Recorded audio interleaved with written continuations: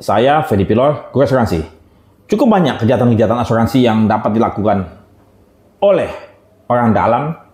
Semakin tinggi posisinya, semakin tinggi dia punya tingkat kejahatannya dan peluangnya semakin besar dan dampaknya. Jadi frekuensinya dan severitinya semakin besar, ya.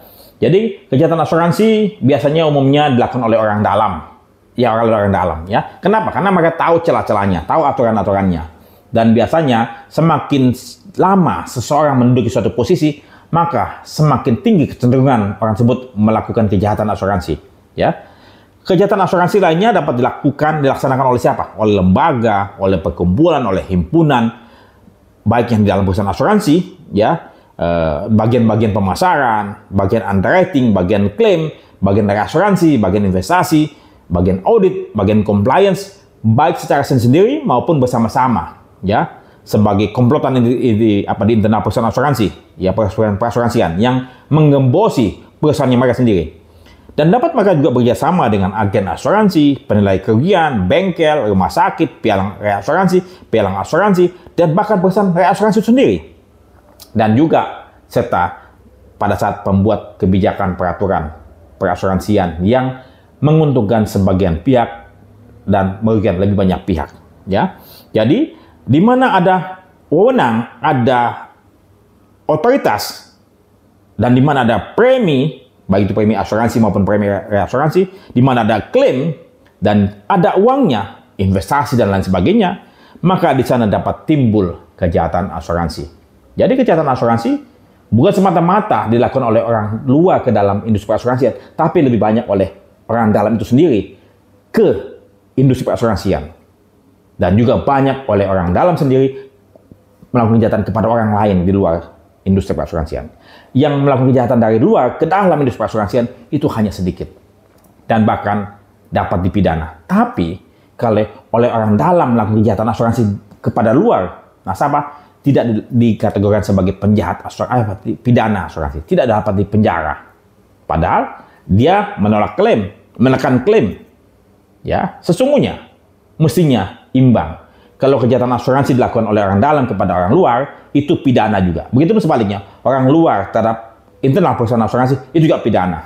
Maka oleh sebab itu, saya berharap regulasi terkait dengan kejahatan asuransi dapat dirubah dan dapat dibuat hukuman yang seberat-beratnya.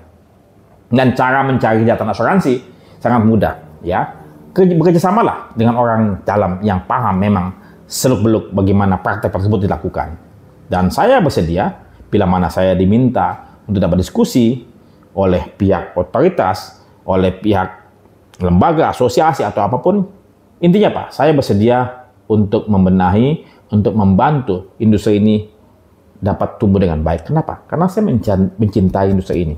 Saya sungguh mencintai, dan bahkan saya siap hati, saya siap menghabiskan napas saya untuk mengedukasi, untuk membenahi segala sesuatu yang perlu saya benahi dalam bentuk edukasi, dalam bentuk literasi, dalam bentuk buku, dan lain sebagainya. Semoga kita semua semakin lama semakin baik, ya. Dan ini video saya yang terakhir terkait dengan kejahatan asuransi. Dan selamat jalan buat sahabat saya, Pak Sabtono Budi Santoso, ya, Papi, jago Marinhill, dan kemudian semoga Pak Budi bahagia di surga. Dan juga saya mengenang sahabat saya Sudibyo Dain Mitra, sahabat saya Pak Budi Hartono Punomo, ya, yang saya kenal di ACA, kemudian sahabat saya Ibu Uli Tanugroho di Allianz, sahabat saya Pak Indra Maulana yang saya kenal di Mitra Iswara, ya, sahabat saya Pak Iwan Tanjung yang saya kenal di Abda, kemudian juga sahabat saya Pak Ronald Walian yang berpulang tahun lalu, sahabat saya di Abda juga, ya. Kemudian siapa lagi? Pak Latif di KUT, ya. Selamat jalan sahabat-sahabat senior saya. Semoga Anda semua bahagia dan kami doakan Anda untuk supaya bisa diterima di surga dan sampai bertemu di surga. Sampai jumpa. Saya Fedi Pilor, Guru Asuransi.